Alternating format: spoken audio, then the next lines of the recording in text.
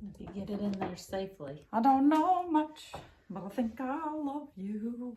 What? Who is that? You know, I don't know who's saying. I don't know. Ready? Yeah. You said you do know what you're gonna do? My name is Farron. Ready, Farron? Not Freddie. Spoken like an elementary student. All right, let's do this. Are you gonna intro it or me? I sure am. Well, I mean, you gotta say the 69 part. You're gonna make me say that part. You gotta say, this is 69 blah blah blah episode. Gotcha. I got you. Okay.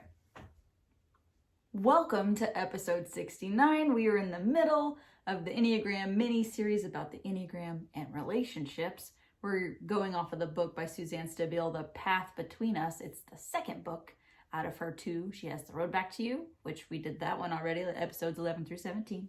And now we're doing The Path Between Us. So that's what we're in the middle of. We just finished the book study portion, and now we're about to transition into our interviews portion, but we couldn't go without saying we've got a thing for you.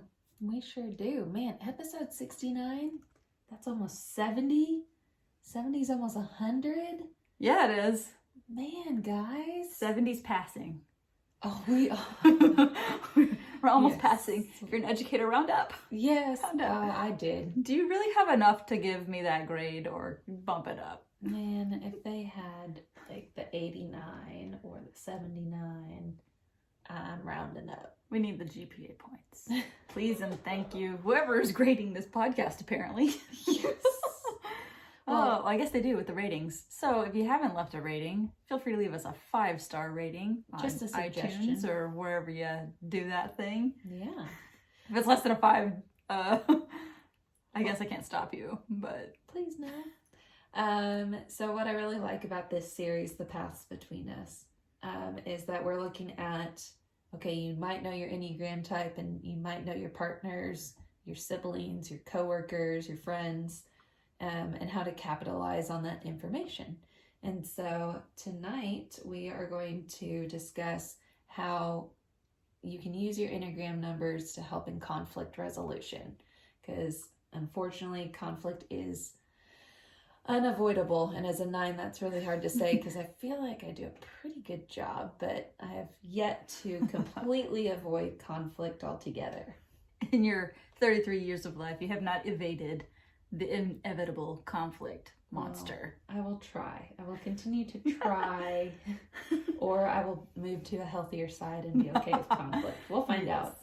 Okay, so we actually have a freebie for you guys that is all about the episode we're about to talk about right now. You can actually head to wittyandgritty.blog/fair fighting formula to get that. And it's all about the BDAs of fair fighting. Yes, BDAs.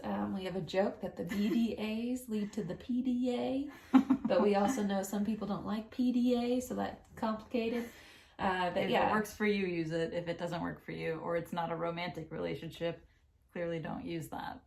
Yeah, well, maybe the P could also be private displays of affection as opposed to public displays of affection. Very good, Farron. Yes, so in case you didn't know, that is what PDA stands for, but let's go back to what we're really here for, which are the BDAs. Now, the B stands for before, D stands for during, and A stands for after. So before, during, and after some type of altercation. Yes. And disagreement, argument, some type of conflict. Or if you don't like those words, you can use intense fellowship. So if you're a 9 or a 7, feel free to use intense fellowship as code for argument, fight.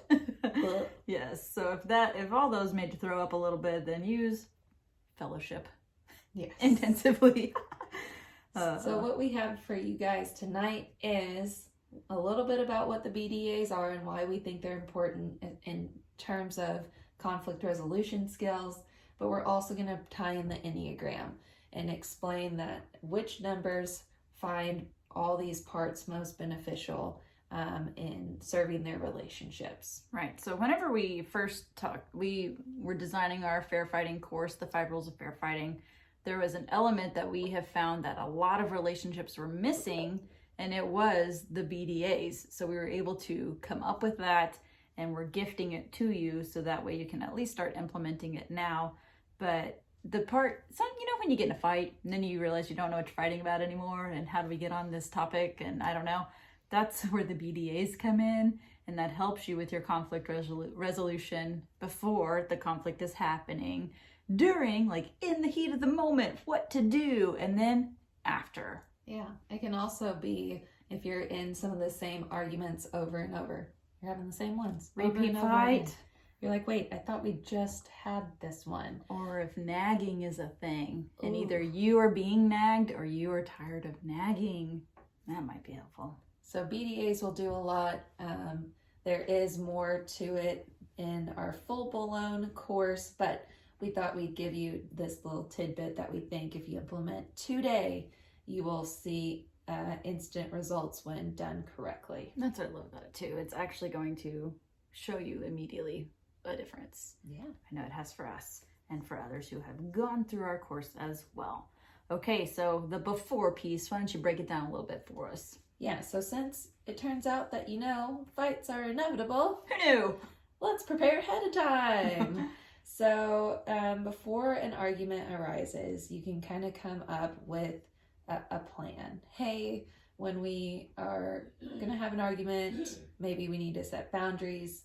Maybe you're the type that you don't mind having certain conversations, but time of day is going to make a world of difference. For sure. And sometimes fights occur on the spot, but sometimes people have a conversation that we need to talk kind of spiel. We need a couch date. Yeah, there might be a more appropriate time of day. For sure. And so just even setting rules, and we'll talk more about that later, but planning ahead, since fights are inevitable, how can you plan ahead to have them most productive fights without causing a whole lot of collateral damage in the process? Or even if, I'm just thinking from a kid's point of view, if me and my spouse have something to discuss and it's going to be a little more intense, but it's at the dinner table, we know, okay, hey, couch date at 9:15 tonight after kids go to bed. We're just going to talk about it then. And that's an easy way. Couch date, kids are like, okay, cool, that sounds fun. And your brain is like, okay, cool, that sounds fun. So then you can table it in a way that it's not going to cause much disturbance. Yep. So let's talk about some Enneagrams that appreciate this step in the process, the planning ahead, communicating how to best communicate during a conflict, and so on and so forth. So, Brooke, you feel like ones would appreciate planning before? Whenever someone says Enneagram and planning, I immediately think of 1s and 6s. They like lists, they like things in order for different purposes. That's why there's a 1 and a 6. Like one of them is disaster planning and one of them is just planning because they need to. So I would say for sure 1s and 6s, they love the planning and having the things set in place. That way there's a timeline, like you were saying, Farron. There's a time and place that it's going to happen. I know that we will address these things, and that's going to help me the most. Yeah, I agree with that. And I also feel like 5s would appreciate planning before. It gives them time to process what you're saying to them and kind of form their own feelings or opinions, or be able to even agree with what you're saying. If you try to do that in the heat of the moment with a 5, they aren't going to be able to give you their feelings and opinions right there on the spot. Right, so that could even look like, hey, my relationship person who is an Enneagram 5, we need a couch date later, but would you be, and it's going to be on this topic. Like, hey, Enneagram 5, I have a budget question to ask you later, so can we just set a time like at 9:15 later this evening? And they'll say yes, and then they have however much time to start thinking about budget or whatever the hot topic is. They can start planning ahead and giving answers, or that might even be a conversation that happens over the course of days. Like, hey, on Friday, I'd really like to budget for Christmas planning, spending. And so that way in their head, they know what we're talking about specifically, and then I can start making my list or however that's going to go. Yes. As a 9, I think, well, I know because I'm an expert 9. Yeah, you are. Having discussions during a time of peace. I'm more likely to share my preferences. Not a guarantee, but during an argument, that's not the I want to bail out. How can I get out of this the fastest, right? So if you really want to know my thoughts and feelings, finding that time of peace where it feels safe to share how I feel about a certain topic that's maybe a sensitive topic, or how we communicate during a time of conflict. Having that time beforehand to discuss is going to better your chances in knowing how I really feel. Yeah, I like that. Especially, I like how you mentioned the phrase, like, because I want to bail, I know I'm going to want to disengage. I got to figure out what are we going to do ahead of time. And as the other person in the relationship, I know that ahead of time. So if we can squash that and make it as peaceful as possible, we don't have to go through all the collateral damage. Mm-hmm. And then threes too, they're also very future oriented. The past is in the past. How can we improve from here? Looking ahead to the next thing. So planning before an argument for the next upcoming potential one, you'll likely get to kind of express your feelings and they'll be heard because it's a means of a future goal. So it's also a great time frame to kind of convey those thoughts and feelings to a 3 when talking about the future. Right. Okay, so moving through the BDAs, so B is before, D, during. So there needs to be a plan in place for during the heat of an argument. We're not necessarily saying it must be like a yelling match for it to count as a fight. This could be, everybody does this differently. So make sure you have a plan set in place to either shut down whatever you have made your personalized rules as, and how you're going to go through that. Yes. So during an argument, we recommend that you stick to whatever you agreed to beforehand. And so 8s, their biggest productivity in conflict resolution is going to be during, because they can handle the heat of the moment. They feel comfortable in conflict. Sometimes, what is that saying where it says that they express their feelings and they feel connected when in conflict with somebody? Yes, so it sounds like, so for example, Morgan, my husband, is an 8, I'm a 1. So when we're in conflict, he feels like it is quality time. So in the event we hadn't had the BDAs in place, it sounds like I'm feeling like we're in a fight. He's feeling like we're connecting. We are actually, in fact, connecting now that we have put the BDAs in place and we have our fair fighting rules all laid out. It is quality time. It is productive now. It's not just round and round we go. It has boundaries and it is being productive and it is cutting down collateral damage. That's awesome. I'm sure there's people out there that are having an aha moment with that example. Well, and also with 8s, they express their anger as it's happening. So during is where they're going to thrive, like you were saying, Farron. If they're mad, you know it. The world knows it because they're probably loud enough. So in the heat of the moment, 8s are going to really thrive with those during boundaries. Yes. 2s like to process and think out loud, and they are very aware of other people's needs.